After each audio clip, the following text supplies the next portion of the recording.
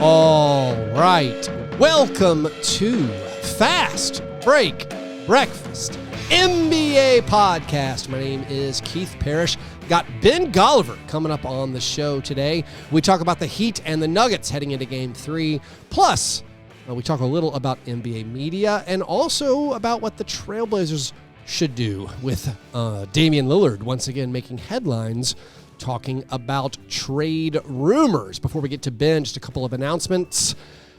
Join me and Joey Devine tonight on Wednesday night for Game 3 of the Finals in our playback room. We will be providing commentary for the second half of the game. So watch the game with us over at playback.tv/fastbreakbreakfast. Also, download the brand new Grind City Media mobile app. Explore new ways to access your favorite Grind City Media content, from your favorite shows and series to news and entertainment. Stay connected with exclusive content at your fingertips with the new Grind City Media mobile app, available in both the Apple and Google Play stores. All right, now let's talk with Ben.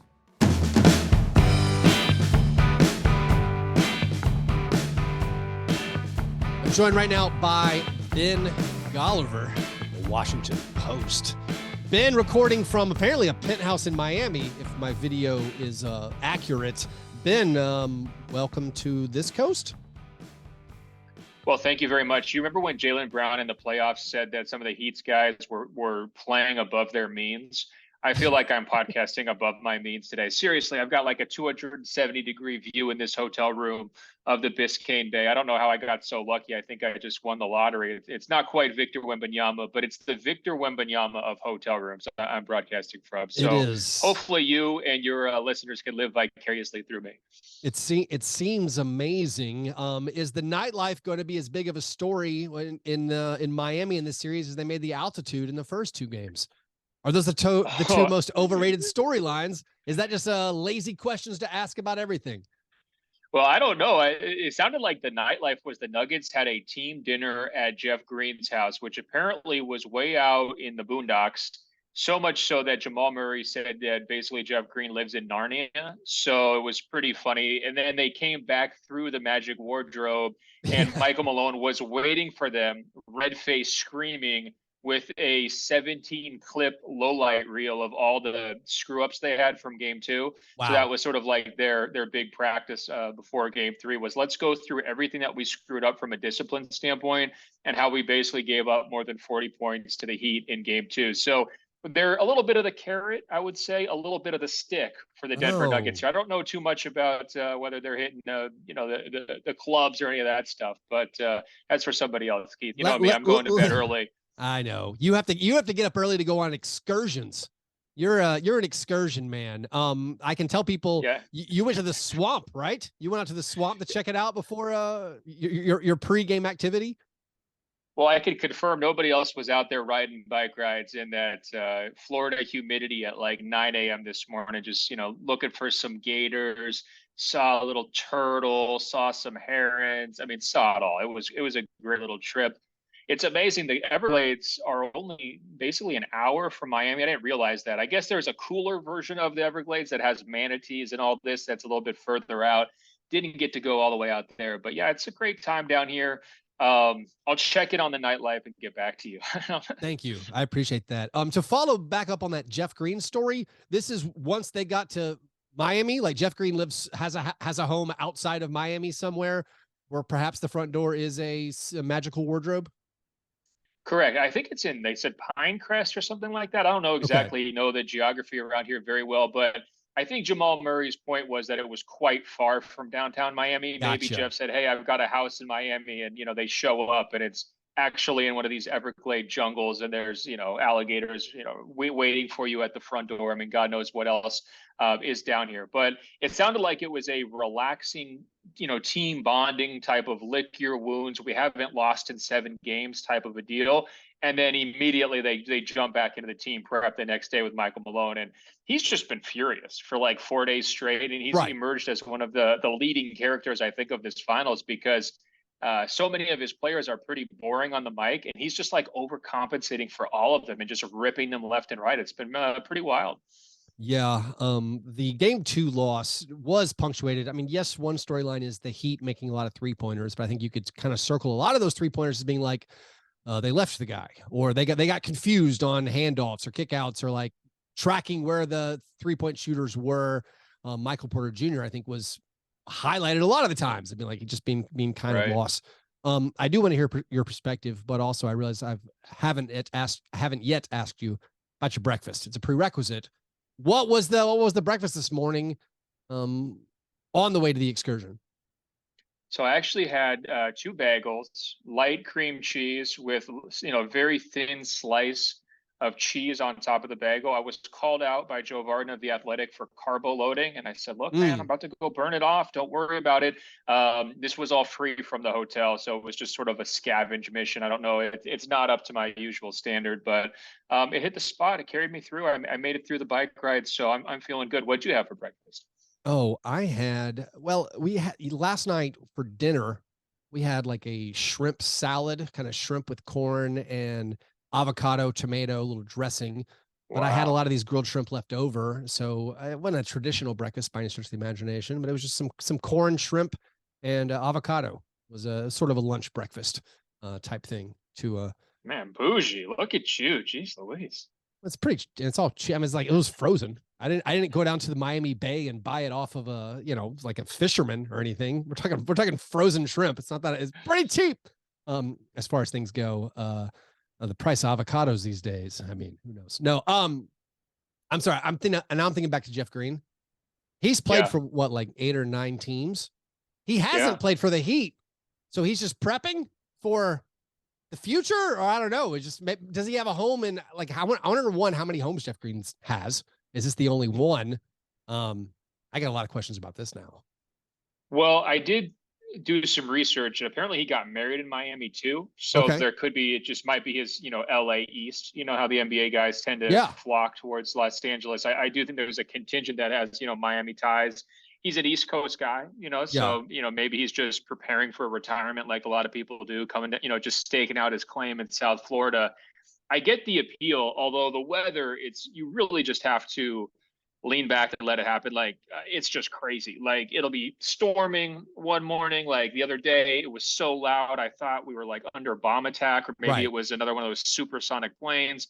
And then the afternoon, it clears up beautifully. And then it was, pouring rain. It almost seemed like hail today. So you have to just go with the flow because you'll just get a little bit of everything. And people say this is not really the time of year to visit too. So the nice part is for the reporters, everything's cheap. Flights are relatively cheap. Hotels were super cheap because I think most people try to come out here January, February, and get a little bit of the sunshine where everybody else is cold. Yeah. I went to college at Florida State, which is Really? it was not close to Miami for those Right. people who might not know the Florida geography. Yet we still had a little taste of that Florida weather, where basically every day in the summer, severe thunderstorm from 4 to 5 p.m. Just Right. daily pop up thunderstorm. Just go inside. It's gonna lightning like crazy. It's gonna be terrifying thunderclaps. Then you're good. Rest of the day, just sticky humidity and extreme heat. As Mike Malone gets upset, what do you think? Going back to the series now, what things do you think he has to highlight? Is it just the defense tracking those Miami shooters? Like it was game 2 was phenomenal. For I guess an unbiased fan or even biased fans, like it was an intense, exciting game. Heat got up, Nuggets stormed back, and then the Heat played basically a scintillating, almost perfect fourth quarter, came out on top just barely. But what are the adjustments that you think the Nuggets do need to address going into game 3? Well, I'm with you on game 2 being so great. I mean, we talk about game of runs. How many runs was it? It was like Yeah. the Heat run, then the Nuggets run, then the Heat run, then the Nuggets run again, and then the Heat run one more time. And it was kind of dizzying. I think what they're really focused on, I mean, I'm sure number one, they're saying, guys, can we stop fouling 3-point shooters? And by guys, I mean Kentavious Caldwell-Pope. Like, Yes, dude, please. if you had just not done that, we would have won the game and we'd be sitting pretty and everybody would still be saying Nuggets sweep or Nuggets in 5. But what Malone was really harping on was fourth quarter offense. And really, he's saying it comes from their defense, right? He was looking at stats that said they were really getting to their offense slowly in the fourth quarter because they're having no transition opportunities. And then they're playing against a zone, which is sort of designed to make you think and slow you down. And the later they were going into the shot clock, obviously the more trouble that they were having. There was also a few sloppy turnovers along the way that kind of messed things up too. But I definitely see his point. It felt like a grinding game in game two, even though it was really entertaining, except for that run early in the second quarter for Denver, where it was the bench mob and Jamal Murray just kind of getting loose. But other than that, it was like Jokic just pile driving defenders, almost single-handedly, nobody else stepping up to make shots, Jimmy doing a pretty good job against Jamal Murray. And so it really seemed like his focus was, how do we reinstill the flow in the fourth quarter? How do we get our tempo back? How do we get the ball moving? And if those things happen, I think that they're feeling pretty confident. They're still the better team, the more athletic team, the longer team, in some cases, a more experienced team, and they'll feel better. But when you drop 2 games in a row in the finals and you get just completely smoked in the fourth quarter in both games, and obviously they won game one, but the late stretch was enough for Miami to build a little bit of confidence going into game two. That's going to make you nervous if you're a coach. And he came out after game one and was talking like they had lost. You know, he was really upset with their defensive attention in game one, even though they had won pretty comfortably. And pretty much all of his worst fears got confirmed in game two. So, you know, we'll see. Some of this could be matchups. You know, you got Joker out there. He's not the world's fastest player. You've got a lot of other big guys who have to get those bodies moving. You know, it could be, you know, some that it's just, you know, inattentiveness, but it could also just be physiques as well. It's like it's really hard to cover all of Miami shooters because they whip that ball around so fast and they can spread you out in every single direction. Yeah, I wonder if maybe the Nuggets will have like a leg up, at least going into game three, knowing now that like Kevin Love's going to play. Maybe they expected that would be the game two adjustment, but now that they know for sure that Kevin Love's going to be out there, maybe they'll be better at attacking that, have some better sets for Aaron Gordon to attack that. Like, hey, you can't just post up a little guy anymore. We got to do this. And then, of course, I think the Nuggets, they got to find a way to get Michael Porter Jr. and KCP to get shots. I mean, KCP, whatever, he gets his offense just whenever the ball's going to come to him. He needs to make the shots. And like you said, yes, please stop fouling the three-point shooters. But Michael Porter Jr., that dude's got to roll on the offensive end and also not fall asleep on the defensive end. So maybe with that game two loss, you can say, all right, now Miami made their adjustment. Now here's what we're going to do back. Well, there's a reason why Kevin Love isn't an all-star level player, you know, that he's past 30 years old. There's a reason why he was coming off the bench. There's a reason why he kind of cut free from the Cleveland Cavaliers. They don't always look that good with Kevin Love on the court, right? Like, he's been kind of an exploitable player here at various points over these last couple of seasons. And so you got to figure out ways to pick on him, try to put him into space, try to make him move away from the basket and just try to unclog that paint a little bit. And that really does come down to Michael Porter Jr. hitting shots. It feels like a crossroads moment game three for him. You let him shoot as much as he wanted game one, didn't hit anything, but he did do a nice job on defense. Game two, you let him shoot as much as he wanted again, didn't do anything, and he screwed up on defense. If he's not hitting shots in the first half, I think you have to start to look down the stretch of the fourth quarter at a Bruce Brown type or someone else where you can kind of plug in there. You know, Christian Brown played great in game two. I don't know if I would trust him necessarily, and as a rookie in a fourth quarter minute, but you're not wedded to Michael Porter Jr. You don't have to go down with the ship if he's not scoring at all and just hope that he's not going to make defensive breakdowns. You have some other options you can go to. So I think that this would be the moment. Obviously, if you're Denver, your starting lineup is never going to change. But this could be the moment here. The adjustment really could come in the late game situation where you change your closing lineup if one of those guys is not getting it done. Yeah, I brought this up to Adam Mares, Nuggets reporter, like I believe in the Lakers series after the game one, where I'm just like, I love Bruce Brown, and I feel like sometimes Michael Porter Jr., you're just like, man, he doesn't have it. Let's do more Bruce Brown and KCP. And Adam's pushback was like, he just thinks the size element that Michael Porter Jr. adds, even when he's struggling, and just the spacing, even when he's struggling, is a reason they don't go to it that frequently. They just trust, like, hey, we're going to ride and die with Michael Porter Jr. So I don't know. I don't know if this is like us who aren't, watching every single Nuggets game intently. We cruise in and we're like, oh, Bruce Brown, that's a better fit. And maybe they just have to deal with, like, we got to find a way, because Michael Porter Jr., the size and shooting element is so key to everything that the Nuggets do. And maybe Bruce Brown wouldn't be an answer, but I'm with you where I'm like, it feels like Bruce Brown is the answer, but who knows? Here's the difference, Keith. I mean, he shoots 40% on threes during the season, and he's shooting like 17% on threes in this Yeah. finals, right? Yeah. That's a pretty big difference, right? And so I'm sure the coaching staff and everybody's having kind of a different opinion of Michael Porter Jr. He's an interesting guy, though, and I do think a lot of how they treat him has to do with his confidence and almost his ego, just being a former number one high school prospect, a guy who's went through multiple back surgeries, kind of felt like his career was touch and go there for a while. He came in, comparing himself to guys like KD and Giannis in terms of what he was able to do on the court when he was first getting drafted in the NBA. And it was like, whoa, this guy, he really, thinks highly of himself. And now he's a third option, no better than a third option, even though he's getting paid pretty well. That's still a big sacrifice.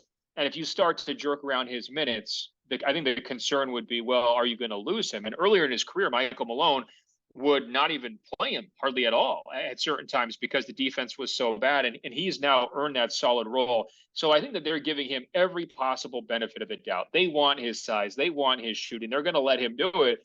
But you can't lose the finals because of that, right? If you've got another option. And to me, like Bruce Brown, just body type wise, he's shaped like 4 of the Heat's players, right? Like they have so many of these small guards that you got to run around and chase. And he is such an effective offensive player in the little pick and rolls and diving into the hoop and finding those seams that, there's some value he brings. I don't say you go to it straight away. I'm just saying that Michael Porter Jr. is terrible for the third straight game. Let's think about pivoting. Yeah, and Michael Porter Jr. is saying the proper things. I mean, after game 2, he has this quote he told the Denver Post. It's just about winning. At this point, he says, where we're at, we don't have time for dudes to be in their feelings. So he's not going to feel bad if he gets criticized. Also, if they turn away from him, possibly. He's saying the right things. It's all about winning. One of the big stories of game 2 was Jokic scoring 41 points and also notably only having 4 assists. And most of us kind of latched on to like, I think, maybe the Heat prefer him to be a scorer. Then in the post game, it was kind of funny where Eric Spoelstra seemed to lash out at Ramona Shelburne. He since apologized. Spoelstra, said he didn't know why he gave such a terse answer, but he said something like, to the untrained eye, that's a ridiculous thing to talk about how we allowed him to score. I want to know, Ben, can you go up to Spoelstra and ask him before this game what should the untrained eye be watching for in game 3? Well, wasn't it Steve Kerr who was making the exact same point about trying to turn Jokic into a scorer and take away the passing, like on a podcast with Draymond Green, within minutes after that post-game press conference? So is it Steve Kerr's untrained eye? I'm having a hard time keeping track of how trained everyone's eyes are at this point.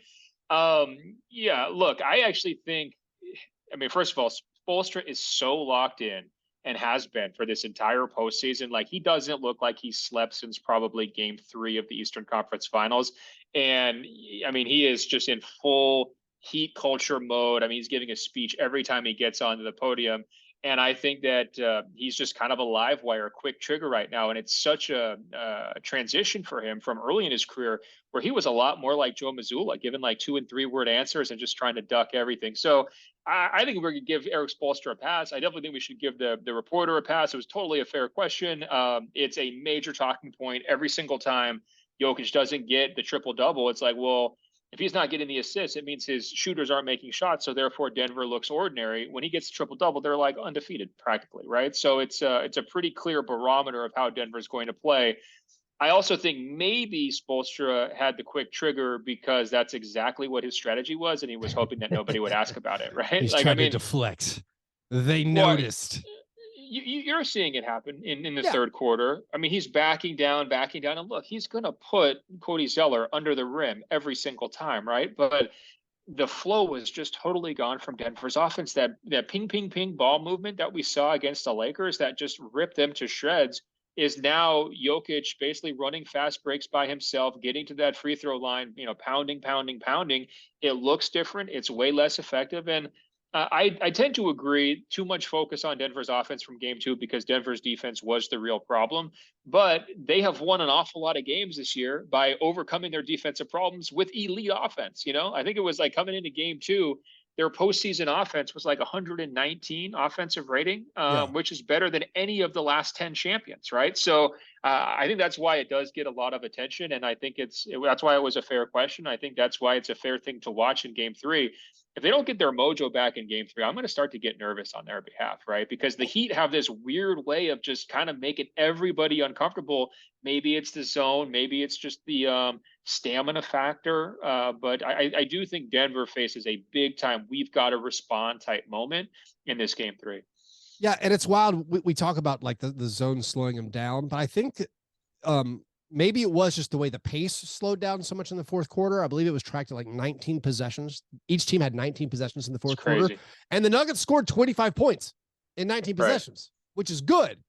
Unfortunately, the Heat scored 36 points in 19 possessions, which is just outrageous. Have you ever had a coach snap back at you in one of these press conferences where maybe you tried the humor angle? Unfortunately, a la the time Rick Carlisle tore Nate Duncan a new one. Have you ever had a coach maybe snap at you and then, or you felt like maybe I shouldn't ask that, or the coach had to say something like, "Sorry about that, brother."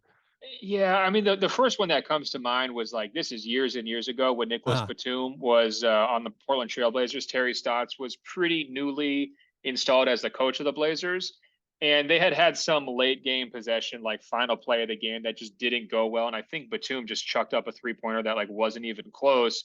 And I just asked a straightforward question in the post game about like, was that the shot you wanted or like whatever?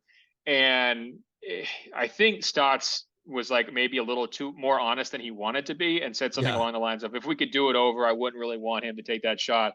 And being a young writer, I, did what I'm sure everyone hates, which is just like, Stotts says Batum screwed up last possession was like the headline, right? It was like blaring headline. Yeah. And I felt a little bit of just like the quiet annoyance for probably like the next 4 or 5 days. That's not a very splashy story, but it's definitely one that stuck with me. And you got to be careful with those headlines, especially, because, players are going to see him, the coaches see him.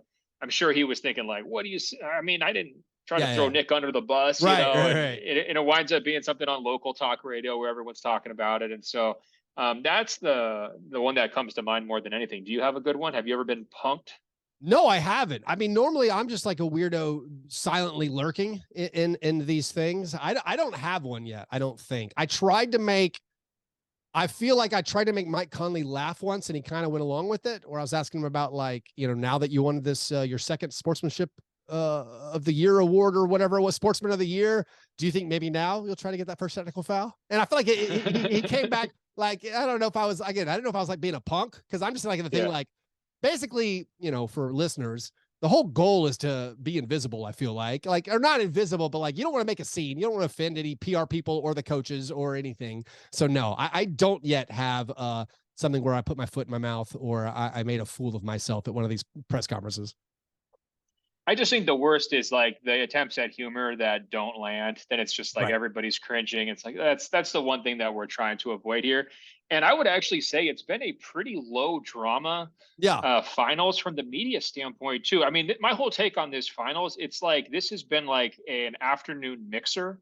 Like there's just a light breezy feel to it. There's no pressure because you don't have this Warriors dynasty. You don't have this like madman Lakers fan complex. You don't have the Celtics. We got to finally break through. You have none of it, right? You've got an 8th seed that will just be thrilled if they win. And if they don't, they've already taken down the Celtics, so they're happy. And you've got Denver going for their first with a whole bunch of players who hate talking to the media and, will not face hardly any recriminations if they lose, right? Even though they would be the number one favorite knocked down, people would move on to Wembanyama within 3 days, right? Yeah. So it's been very relaxing from both team sides. And I actually think it's been a pretty relaxing deal from the media side too.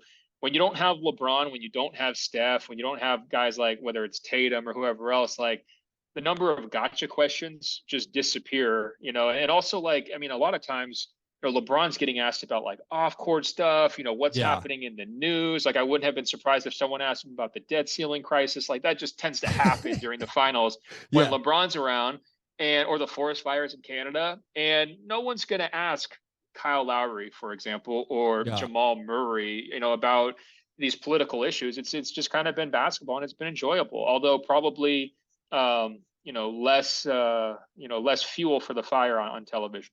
Yeah. So what you're saying is this finals needed Dylan Brooks. I agree with you. I agree with you. Yeah.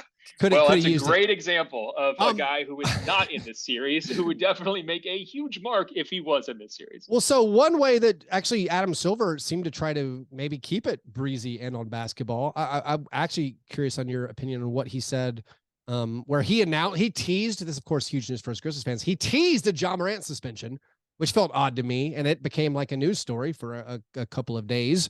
And it was like, well, why didn't you just say it then? And that could have been the news story for a couple of days. What did you think about the commission or the decision to not, you don't want to distract from the finals. So here's a news tease, which will still lead ESPN. So people are trying to say this, like, it's almost like, oh, Adam Silver's getting his David Stern on. Here he is, taskmaster, trying to like warn the world that he's going to really drop the hammer on Ja Morant.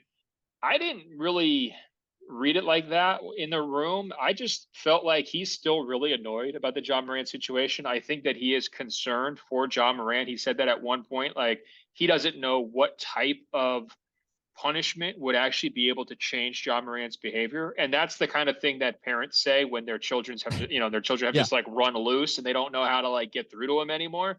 So I think that there was a bunch of emotions there. He seems annoyed that Ja didn't go along with it in the first place. I think he probably feels blindsided that it happened again so quickly, right? And then I do think there's some real concern there. So to me, it was more clumsy than it was taskmaster, right? Oh, okay. He was trying to explain, hey, we're going to leave this for later, and then he just kind of kept going on and on and on and on, and you could kind of see the NBA league executives in the front row shifting a little bit uncomfortably in their seats. Like, where is he going with this? Why is he still talking about this? Why is he doing this entire interior monologue where he's weighing the 8-game suspension versus the 12-game suspension the first time?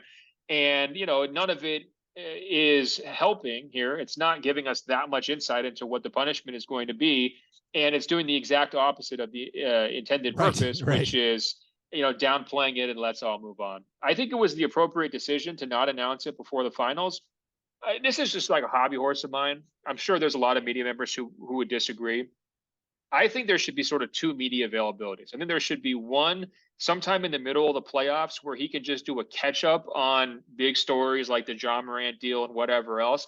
And I think the finals media availability should turn into a little bit more of a like 3-ring circus. Let's just promote Ringling Brothers style the finals, right? Where like instead of him just doing his typical press conference, let's bring up figures from the Heat, the past, right? Maybe Alonzo Mourning, maybe it's Dan Issel with the Denver Nuggets. And we're like trying to keep the focus and build the hype and the juice around the actual series, as opposed to trying to just, take care of everything with one press conference. Because he's up there getting questions about coaching salary caps and local television RSN deals and all this kind of stuff, which, intended or not, is going to distract from the NBA finals. And, if I'm the head of the sport, I want people talking about my championship series, not, all these other topics, which are important, but maybe not important right now. So I think there's a way that the NBA could try to, cover all the bases by maybe splitting these two things up. So he handles the serious stuff before that final showcase, and then he keeps it basketball once it's right before it's time to tip off game one. That's my take. Yeah. I'm So sure maybe something like the NFL's Super Bowl media day where it's just everyone or something. Maybe I don't know if the players would be down with that, but see, that's sort of what he's doing, right? He's trying to have a NBA Finals media day. Unfortunately, he's doing it like an hour and a half before game one, which is the worst time to do it because if you say something about Ja Morant, boom, there's your cycle for the next 24 hours and game one gets lost in the shuffle. And I don't think there's anyone from the league office who would have came away from that 24 hours happy with how that played out, right? Because it did distract from the game, and clearly they didn't want to do that. And I'm sure the players union felt the same way. It's like, what? Why is he up there talking for 5 minutes? Like, let's just move on and let's keep it to the Nuggets and the Heat, two teams that have been totally overlooked all season long and deserve, some time in the sun. And and I wonder, I mean, maybe it's would be too much league overreach to try to like talk to their broadcast partners about like, hey, it's the finals. Why are you talking about this weird report about Ja Morant, which isn't backed up by anything? Or why are you talking about, I don't know, like did Austin Reeves or Taylor Swift meet up in Arkansas? Like these are like, all right, okay, like maybe focus a little bit more on the basketball. Anyways, maybe this is a similar instance where we're taking a story out of context. Like just now, Damian Lillard. We can close with this. Damian Lillard Wednesday, or this came out on Wednesday. There's like a clip of him saying like, if he got traded, he wouldn't mind going to the Heat. Heat culture wins again. Ben, you cut your teeth. Blazers edge, right? You were a Blazers guy. Oh, yeah. What's your thought on this whole Damian Lillard situation and what they should do with this? They got the 3rd pick in the draft. And now, I mean, maybe again, we're just pulling this out of context, making a story out of Damian Lillard, just trying to talk about other stuff, but everyone's pestering him about trade stuff. But what do you think the Blazers should do this offseason? Well, the initial talk was they got the number 3 pick. They've got a couple of tradable players. Now they can go swing this home run trade to get Dame some real help, a co-star. Now they're going to go forward. That to me is the exact wrong thing to do. I would go the other direction. When you look at the Portland Trail Blazers history as an organization, small market, their best eras have always been driven by super high draft picks. I'm sure it's something very similar for your Memphis Grizzlies as well. You know, you're talking about like Conley and John Morant, Jaren. I mean, these are very high draft picks who are, you know, having a lot of success and carrying eras, right? But you look at Bill Walton, Clyde Drexler was kind of middle of the first round. It's kind of surprising that he slipped that far, but obviously a first round pick. It could have been Kevin Durant, unfortunately, but it was Greg Oden. And then you look at Damian Lillard, who's carried the franchise for the last 10 years. I mean, looking back on 30 or 40 years of history, having those super high picks is the way that you have something that's sustainable in a small market when you can't compete for free agents, when people don't want to force trades your direction, and when you've just kind of floundered here over the last 5 years, just trying to surround Damian Lillard with help. My point is, you pick with that pick. You do not trade that pick, right? Yeah. So you do all your background on the Thompson twins. You know, you work out Scoot Henderson. You look at Brandon Miller. You do all that kind of stuff. You go through your typical process, and whoever the best player available is, don't worry about his fit with Damian Lillard. Don't worry about anything else. Who's the guy for your franchise for the next 10 years? If you've got him on that cost-controlled rookie deal and the ability to sign him to that rookie extension, who do you want to have and who do you want to build around? You take that guy. And if it winds up being a situation where Damian Lillard comes back in 2 months and says, hey, wait a minute, I thought you were trying to get me some real help, and he wants to, force the issue and potentially, go move towards a trade request, okay, cross that bridge when you get there. The best thing for the organization from a long-term standpoint is to use the pick. And, Damian should be on board with that. If not, that's okay. You guys have had a great run. It would be a very painful divorce. I could understand why he would look with coveting eyes at what's happened in this playoffs and been like, man, it's been a long time since I've played some games that have mattered. And I could understand why the Blazers front office and ownership would look at his contract for these next 3 or 4 years and say, wow, it's a lot of money. And he's not carrying us single-handedly into the playoffs. So we have to explore our options. All that other stuff can wait, whether Dame is happy, whether he's able to kind of, work with young players and have that be a winning formula. What matters right now is bringing as much talent into the building as possible. That means using that number 3 pick. Yeah, I mean, I agree wholeheartedly on as far as using the pick. Like, that's the entire point of tanking. Like, everybody, that's the point of tanking. Like, is to get. They've tanked hard twice, right? Yeah, you really did this, bad. and you basically won the lottery. I mean, you moved up. You got to go third. That's the whole point. You draft the guy, so hopefully you have him for 9 years. You hope you get a franchise-changing super talent. As far as like needing that super talent to be good, I mean, I guess I could push back that like the Nuggets and the Heat are examples of just find guys. You can just find guys. Not that they're going to pass up, on a 3 pick or anything, but you can't get lucky.